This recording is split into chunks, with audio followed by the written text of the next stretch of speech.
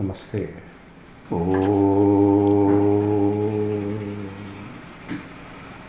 ശ്രീമന്നാരായണീയം ദശകം 29 അമൃതാഹരണവും അസുരനിഗ്രഹവും. ശ്ലോകം 1. ഉദ്ഗച്ഛതസ്തവ കരാദമൃതം ഹരത്സു ദൈത്യേഷു താനഃ ശരണാനനുനീയ ദേവാൻ സദ്യസ്ഥിരോ ദദി തദ്ദേവ ഭവത്പ്രഭാവ ഉദ്യസ്സയുധ്യ കലഹാദിദിജാ ബഭൂവ. ഉദ്ഗച്ഛതഃ തവ കരാദ് ദൈത്യേഷു അമൃതം ഹരത്സു. അങ്ങയുടെ കൈകളിൽ നിന്ന് അസുരന്മാർ അമൃതത്തെ തട്ടിക്കൊണ്ടുപോയി. അപ്പോൾ അശരണാൻ തൻ ദേവാൻ അനുനീയ, അശരണരായ ദേവന്മാരെ സാന്ത്വനപ്പെടുത്തി. ദേവ സദ്യ തിരോദതിഥ, അങ്ങ് അവിടെ നിന്ന് പെട്ടെന്ന് അപ്രത്യക്ഷനായി. ദിദിജാഹ ഭവത് പ്രഭാവാത് ഉദ്യത് സ്വയുധ്യകലഹ ബഭൂഹു.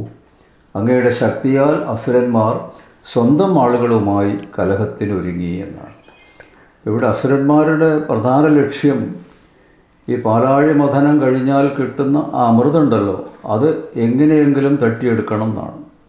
അപ്പോൾ അവർ നല്ല ഉദ്ദേശത്തോടു കൂടിയല്ല സഹകരിക്കുന്നത് എന്ന് മനസ്സിലാക്കണം. എപ്പോഴും ദുഷ്ടമനസ്സുള്ളവർ സഹകരിക്കുന്ന കാണുമ്പോൾ നമ്മൾ വിചാരിക്കും, എത്ര നല്ല കൂട്ടരാണ്, കണ്ടില്ലേ, എത്ര വിരോധം ഉണ്ടായിട്ടും കൂടി അവർ ആ സമയത്ത് വന്ന് കാര്യങ്ങളൊക്കെ ഭംഗിയായിട്ടൊക്കെ നിർവഹിക്കുന്നെന്ന് പറയാറുണ്ടല്ലോ ചിലപ്പോൾ. പക്ഷെ അതിൻ്റെ പിന്നിൽ അവരുടെ ദുഷ്ടബുദ്ധി എങ്ങനെയാണ് പ്രവർത്തിക്കുക എന്നുകൂടി നമുക്ക് പറയാൻ പറ്റില്ല. മനുഷ്യ മനസ്സിനെയും കൂടി ഇവിടെ അപഗ്രഥിക്കുന്നുണ്ട് ഭട്ടതിരിപ്പാട് നടത്തുന്നു. അപ്പോൾ ആ ധന്വന്തരീമൂർത്തി അമൃതവുമായിട്ടങ്ങനെ ഉയർന്ന ആ സമയത്ത് അത് തട്ടിയെടുക്കുക എന്നുള്ള ഒരു പ്രധാന കർത്തവ്യത്തിലേക്ക് അവർ കടക്കുകയാണ്. പാലാഴി മഥനത്തിൽ ദേവന്മാരുമായി സഹകരിക്കുവാൻ അസുരന്മാർ തയ്യാറായത് എന്തിനാണെന്ന കാര്യം ഈ ശ്ലോകത്തിൽ നിന്ന് മനസ്സിലാക്കുവാൻ സാധിക്കും. ദേവന്മാരുടെ വാർദ്ധക്യം മാറ്റുവാനുള്ള അമൃതാണ് ധന്വന്തരിമൂർത്തിയുടെ കൈകളിലുള്ളതെന്ന് മനസ്സിലാക്കിയ അസുരന്മാർ അത് തട്ടിയെടുത്ത് ഓടിപ്പോയി. ഇനി എന്താണ് ചെയ്യേണ്ടതെന്ന് മനസ്സിലാകാതെ വിഷമിച്ചു നിൽക്കുന്ന ദേവന്മാരെ സാന്ത്വനപ്പെടുത്തി മഹാവിഷ്ണു അപ്രത്യക്ഷമായി. ഇതിനിടയിൽ ഭഗവാന്റെ ശക്തിയാൽ അസുരന്മാർ തമ്മിൽ കലഹിക്കുന്നവരായി മാറി. അമൃതം കഴിച്ചാൽ അസുരന്മാർ വൃദ്ധന്മാരായ ദേവന്മാരെക്കാളും ശക്തിയുള്ളവരായിത്തീരും. അവർക്ക് സ്വർഗലോകം എളുപ്പത്തിൽ സ്വന്തമാക്കാം. ഇതാണ് ആ ഉദ്ദേശം. ഇനി അടുത്തെന്താണ് സംഭവിച്ചു നോക്കാം. ശ്ലോകം 2.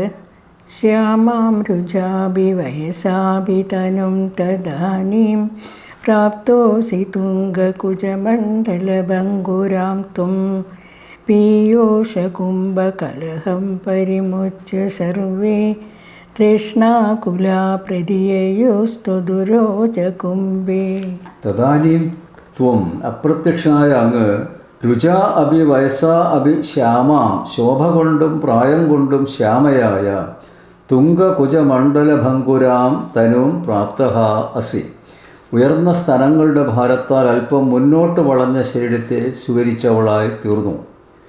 ഇവിടെ ഭഗവാന്റെ മോഹിനി അവതാരമാണ്. സർവേ പീയൂഷകുംഭകലഹം പരിമുച്യ, എല്ലാ അസുരന്മാരും അമൃതകുംഭത്തെ പറ്റിയുള്ള കലഹം ഒഴിവാക്കി ത്വതുരോച കുംഭേ തൃഷ്ണാകുല പ്രതിയയു, അങ്ങയുടെ സ്തനകുംഭത്താൽ ആകർഷിക്കപ്പെട്ടവരായി ആസക്തിയോടെ അങ്ങയുടെ മുമ്പിലേക്ക് വന്നു. ഭഗവാൻ ആ അമൃതം തട്ടിയെടുത്തപ്പോൾ വല്ലാതെ വിഷമിച്ചു, ദേവന്മാരെ സങ്കടപ്പെട്ടു. ഉടനെ അതെങ്ങനെയാണ് തിരിച്ചെടുക്കേണ്ടത് എന്നതിനെപ്പറ്റി ചിന്തിച്ചു. അങ്ങനെ അവിടെ അപ്രത്യക്ഷനായി. ഉടനെ വളരെ ഭംഗിയായൊരു യുവതിയായിട്ട് അവിടെ പ്രത്യക്ഷപ്പെടുന്നു.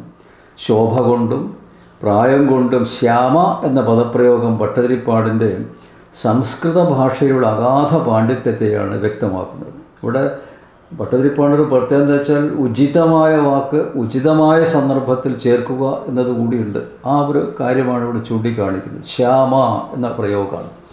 മോഹിനിയുടെ രൂപം ആണ് ഇവിടെ വർണ്ണിക്കാൻ പോകുന്നത്. മോഹിനിയുടെ നിറം എന്താണ് എന്നതാണ് ആദ്യം പറയുന്നത്. ശ്യാമനിറം എന്നാണ് പറയുന്നത്. ശ്യാമം എന്നാൽ കറുത്തു മിന്നുന്ന നിറം എന്നാണ് അർത്ഥം. കറുപ്പിൻ്റെ സൗന്ദര്യം അതും കൂടി നമ്മൾ ആലോചിക്കും. വെളുത്തതാണ് സൗന്ദര്യം എന്നൊക്കെ നമ്മൾ പറയാറുണ്ട്. പക്ഷെ കറുപ്പിനും സൗന്ദര്യമുണ്ട്. കാരണം മോഹിനി ആ രൂപത്തിലാണല്ലോ വന്നത്. കറുത്ത് മിന്നുന്ന നിറം എന്നാണ് അർത്ഥം. പ്രായം കൊണ്ടും ശ്യാമ എന്ന് പറയുമ്പോൾ യൗവനം മുറ്റിയ എന്ന അർത്ഥമാണ് സ്വീകരിക്കേണ്ടത്. യുവതിയായിട്ടാണ്. നിറം കൊണ്ടും പ്രായം കൊണ്ടും ശ്യാമ എന്ന് പറയുമ്പോൾ കറുത്തു മിന്നുന്ന നിറമുള്ളവളും യൗവനം മുറ്റിയവളുമാണ് മോഹിനി എന്ന അർത്ഥം ലഭിക്കുന്നു. മോഹിനിയുടെ സൗന്ദര്യാതിശയത്തെ സൂചിപ്പിക്കുവാനാണ് ഉയർന്ന സ്ഥലങ്ങളുടെ ഭാരക്കൂടുതലിനെപ്പറ്റി പരാമർശിച്ചത്. അമൃതം എങ്ങനെ ശരിയായ അളവിൽ പങ്കുവയ്ക്കണമെന്ന കാര്യത്തിൽ തർക്കിച്ചു കൊണ്ടിരുന്ന അസുരന്മാർ മോഹിനിയുടെ സാന്നിധ്യത്തിൽ തർക്കം നിർത്തി കാമാവേശത്തോടെ അവളുടെ അടുത്തേക്ക് ചെന്നു. അമൃതകുംഭം കയ്യിലെടുത്തുവെങ്കിലും ഇതാര് വിളമ്പണമെന്ന കാര്യത്തെക്കുറിച്ച് പരസ്പരം കലഹിച്ചുകൊണ്ടിരിക്കുന്ന ഘട്ടത്തിലാണ് മോഹിനി അവിടെ പ്രത്യക്ഷമാകുന്നത്. അപ്പോൾ മോഹിനിയുടെ ആ സൗന്ദര്യം കണ്ടതോടുകൂടി അവരുടെ പ്രധാന ലക്ഷ്യമായ അമൃതമുണ്ടല്ലോ, ആ കാര്യം തൽക്കാലം മറന്നു. അവരെല്ലാവരും ആ മോഹിനിയുടെ ആ സൗന്ദര്യം ആസ്വദിക്കുന്നതിലേക്ക് മാറി. അപ്പോൾ ഇതിൽ നിന്ന് മനസ്സിലാക്കേണ്ടതെന്ന് വെച്ചാൽ അസുരന്മാരെപ്പോഴും അവരുടെ താൽക്കാലികമായ സുഖസൗകര്യത്തിന് വേണ്ടിയിട്ടായിരിക്കും എപ്പോഴും പ്രവർത്തിക്കുക. ശാശ്വതമായ ആ കാര്യത്തിലേക്ക് അവരുടെ മനസ്സ് പോകില്ല എന്നുള്ളതാണിത് മനസ്സിലാക്കേണ്ടത്. അടുത്തത് ശ്ലോകം 3. കാത്വം മൃഗാചി വിഭജസ്യ സുധാമിമാം ഇത്യാരൂഢരാഗവിവശാനഭിയാചതോമോൻ വിശ്വസ്യതേ മയി കഥം കുലടാസ്മി ദൈത്യാ ഇത്യാലബന്നഭിസുവിശുസിദാനതാനി. മൃഗാക്ഷിക ത്വം ഇമാം സുധാം വിഭജസ്വ. മാൻമിഴിയുള്ള സുന്ദരി ഭവതി ആരാണ്? ഈ അമൃതത്തെ കൃത്യമായി ഞങ്ങൾക്ക് പകുത്തു നൽകിയാലും ഇതി അഭിയാചത ആരൂഢരാഗവിവശാൻ അമുൻ എന്നിങ്ങനെ നേരിട്ട് യാചിക്കുന്നവരും അനുരാഗം മൂർധന്യത്തിലെത്തി അവശരായ അസുരന്മാരോട് ദൈത്യാഹ മയി കഥം വിശ്വാസ്യതേ കുലട അസ്മി. അസുരന്മാരെ നിങ്ങളെങ്ങനെ എന്നെ വിശ്വസിക്കും? ഞാനൊരു കുലട ദുർവൃത്തയാണല്ലോ. ഇതി ആലപൻ സുവിശ്വാസിത അദാനി എന്നിങ്ങനെ പറഞ്ഞ് അവരെ തന്നിൽ കൂടുതൽ വിശ്വാസമുള്ളവരാണ്. എങ്ങനെയാണ് മോഹിനി രൂപത്തിൽ വന്ന ഭഗവാൻ ഇവരെ തൻ്റെ ഉദ്ദേശത്തിലേക്ക് നയിക്കുന്നത്? ആ തന്ത്രപൂർവ്വമാണ് ഭഗവാൻ ഇവിടെ ഇടപെടുന്നത്. അത്യന്തം ആകർഷകമായ കണ്ണുകളെ സൂചിപ്പിക്കുവാൻ കാവ്യഭാഷയിൽ മാൻമിഴി എന്നാണ് പറയുക. മോഹിനിയുടെ കണ്ണുകളുടെ അപാര സൗന്ദര്യം കണ്ട് അസുരന്മാർ ദേവിയെ മാൻമിഴിയാളെ എന്ന് അഭിസംബോധന ചെയ്തു. ഭവതി ആരാണെന്ന് ചോദിച്ചതിന് ശേഷം അവരുടെ പക്കലുള്ള അമൃതത്തെ കൃത്യമായ അളവിൽ പങ്കുവെച്ച് തരുവാൻ യാചിച്ചു. അസുരന്മാരെ വിശ്വാസത്തിലെടുക്കുവാനായി സംഭാഷണത്തിൽ മോഹിനി ഒരു അടവ് പ്രയോഗിച്ചു. അതും നമ്മൾ വളരെ ശ്രദ്ധിക്കേണ്ട ഒരു കാര്യമാണ്. എന്താണ് മോഹിനിയുടെ അടവ്? മനസ്സിലാക്കുക. നിങ്ങൾ എങ്ങനെ എന്നെ വിശ്വസിക്കും? ഇപ്പോൾ ആദ്യമായിട്ടാണ് നിങ്ങൾ എന്നെ കാണുന്നത്. നിങ്ങൾക്ക് എല്ലാവർക്കും എന്നെ ഇഷ്ടപ്പെട്ടിരിക്കുന്നു. പക്ഷെ ഞാൻ ആരാണ്, എവിടുന്ന് വരുന്നു, എൻ്റെ സ്വഭാവം എന്താണ്, അതൊക്കെ അന്വേഷിക്കണ്ടേ? ഒരു സ്ത്രീയെ കണ്ടാൽ പെട്ടെന്ന് അങ്ങോട്ട് ആകർഷിക്കപ്പെടുന്നതിന് പകരം അവരുടെ സ്വഭാവവും കൂടി മനസ്സിലാക്കാതെ നിങ്ങളിങ്ങനെ പെട്ടെന്ന് എന്നോട് ഇത്രയധികം സ്നേഹം പ്രകടിപ്പിക്കുന്നത് എന്താണ് എന്നാണ്. ഞാൻ ദുർമാർഗത്തെ അവലംബിച്ച് ജീവിക്കുന്നവളാണ്. എൻ്റെ രൂപം കണ്ടില്ലേ, പുരുഷന്മാരെ ആകർഷിക്കേണ്ട രൂപമാണ്. അപ്പോൾ ഒരു ദുർമാർഗത്തിൽ സഞ്ചരിക്കുന്നവളാണ് ഞാൻ. ഈ വാക്കുകൾ അസുരന്മാരെ പൂർണ്ണ വിശ്വാസത്തിലെടുക്കുവാൻ മോഹിനിയെ സഹായിച്ചു. അവിടെ ആ ഒരു കാര്യം പറഞ്ഞപ്പോൾ സത്യസന്ധയും കൂടിയാണ് ഞാൻ എന്ന് ഈ വാക്കിൽ നിന്ന് അസുരന്മാർക്ക് മനസ്സിലായി. അടുത്തത് ശ്ലോകം 4. മോദാത് സുധാ കലശമേഷു ജതിൽ സുസത്വം ദുശ്ചേഷ്ടിതം മമ സഹധ്വമിതി ബ്രുവാണ പങ്ക്തിപ്രഭേദ വിനിവേശിത ദേവദൈത്യാം ലീലാവിലാസഗതിഭിः സമദാ സുധാം താം. യേഷു മോദാ സുധാകലശം ദദൽസു. അസുരന്മാർ സന്തോഷത്തോടെ അമൃതകലശം മോഹിനിയുടെ കൈകളിൽ കൊടുത്തു. സാ ത്വം മമ ദുശ്ചേഷ്ടിതം സഹധ്വം വിധി ഭ്രുവാണ. മോഹിനിയായി അവതരിച്ച ഗുരുവായൂരപ്പ, അങ്ങ് നിങ്ങൾക്കിഷ്ടമില്ലാത്തത് വല്ലതും ഞാൻ പ്രവർത്തിച്ചാൽ സഹിക്കണമേ എന്ന് പറഞ്ഞ ശേഷം ഭക്തിപ്രഭേദ വിനിവേശിത ദേവദൈത്യ, ദേവന്മാരെയും അസുരന്മാരെയും പ്രത്യേകമായ പന്തിയിലിരുത്തി താം സുധാം ലീലാവിലാസഗതിഭി സമദാഹം, അമൃത ലീലാവിലാസന നടന്നുകൊണ്ട് നന്നായി വിളമ്പി. മോഹിനിയുടെ വർത്തമാനം കേട്ടപ്പോൾ വളരെ സന്തോഷമായി. സത്യസന്ധയാണെന്ന് മനസ്സിലായി. ഉടനെ ഈ അമൃത കലശം അവരുടെ കയ്യിലേക്ക് കൊടുത്തു. എന്നിട്ട് പറഞ്ഞു, ഇപ്പോൾ ഉള്ള ഞങ്ങളുടെ ഇടയിൽ അങ്ങ് വിളമ്പിത്തരണം, തുല്യ അളവിലായിരിക്കണം, ആർക്കും കൂടുകയോ കുറയുകയോ ചെയ്യരുത്, അങ്ങയിൽ പൂർണ്ണ വിശ്വാസമാണ് ഞങ്ങൾക്കുള്ളത് എന്ന് പറയുകയാണ്.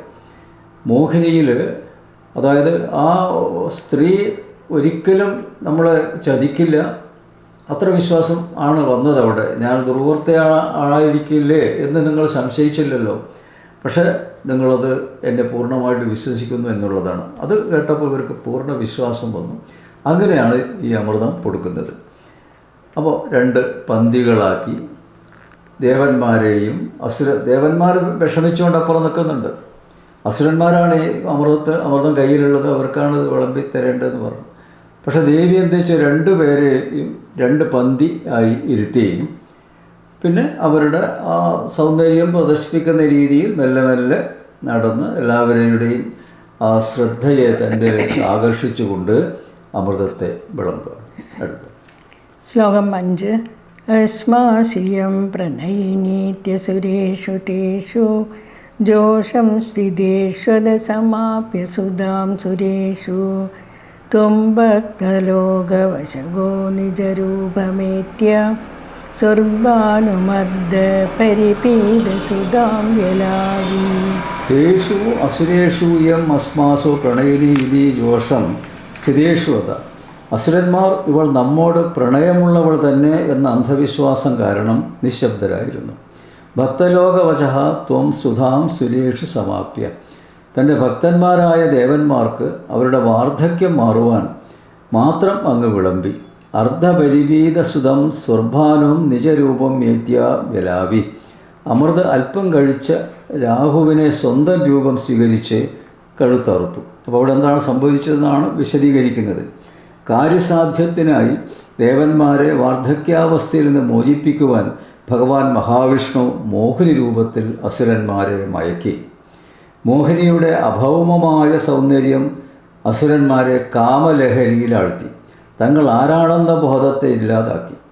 അസുരന്മാരുടെ ശ്രദ്ധ മുഴുവനും മോഹിനിയിലേക്ക് മാത്രമായി തീർന്നു. അവളെ സ്വന്തമാക്കുക എന്ന ചിന്ത അമൃതം കഴിക്കുക എന്ന ചിന്തയെ 2ാം സ്ഥാനത്താക്കി. അവരുടെ ലക്ഷ്യം തന്നെ മാറിപ്പോയി. അങ്ങനെ ദേവന്മാർക്ക് വിളമ്പിയതിനു ശേഷം തങ്ങൾക്ക് കൂടി മോഹിനി അമൃത് വിളമ്പുമെന്ന ധാരണയോടെ അവർ കാത്തിരുന്നു. അത് ദേവന്മാർക്കാണ് വിളമ്പിക്കൊണ്ടിരിക്കുന്നത്. ആ സമയത്ത് രാഹു എന്ന പേരിൽ അറിയപ്പെടുന്ന സംഹികേയൻ എന്ന അസുരൻ ദേവൻ്റെ വേഷത്തിൽ ദേവന്മാരുടെ പന്തിയിലിരുന്ന് അല്പം അമൃതം ഭക്ഷിച്ചു. ഒരാൾമാറാട്ടം നടത്തി ഒരു അസുരൻ. ആ അസുരൻ അവിടെ ദേവന്മാരുടെ ഇടയിലിരുന്ന് അമൃതം കഴിച്ചു. ഭക്ഷണശാലയുടെ കാവൽക്കാരായ സൂര്യചന്ദ്രന്മാർ ഈ അസുരനെ തിരിച്ചറിഞ്ഞു. ആ വസ്തുത മഹാവിഷ്ണുവിൻ്റെ ശ്രദ്ധയിൽപ്പെടുത്തുകയും ചെയ്തു. മഹാവിഷ്ണു സുദർശന ചക്രത്താൽ അസുരൻ്റെ കഴുത്തറുത്തു. തലയും ഉടലും വേർപെട്ട നിലയിലായ അസുരൻ അമൃതത്തിൻ്റെ സാന്നിധ്യത്താൽ മരിച്ചില്ല. കഴിച്ചങ്ങനെ തൊണ്ടയിലൂടെ അങ്ങനെ മുഴുവൻ ഇറങ്ങിയില്ല. അപ്പോൾ ഇവിടെ എത്തി നിൽക്കുന്ന സമയത്താണ് കഴുത്തറുത്തത്. അപ്പോൾ അതുകൊണ്ട് തലഭാഗവും ജീവനോടെ നിന്നു, ഉടലും ജീവനോടെ നിന്നു. പക്ഷേ 2 ഭാഗമായി മാറിയെന്നർത്ഥം. അപ്പോൾ അതിൽ രാഹുകേതുക്കൾ എങ്ങനെ ഉണ്ടായി എന്നുള്ളതിൻ്റെ ഒരു ചരിത്രം കൂടി ഇതിൻ്റെ പിന്നിലുണ്ട്. ഉടലില്ലാത്ത തല രാഹുവായും തലയില്ലാത്ത ഉടൽ കേതുവായും മാറും. സൂര്യചന്ദ്രന്മാർ ഒറ്റിക്കൊടുത്തതിൻ്റെ പക തീർക്കാനാണ് ഗ്രഹണസമയത്ത് രാഹുകേതുക്കൾ അവരെ വിഴുങ്ങുന്നത് എന്ന വിശ്വാസം നിലനിൽക്കുന്നു. നമസ്തേ.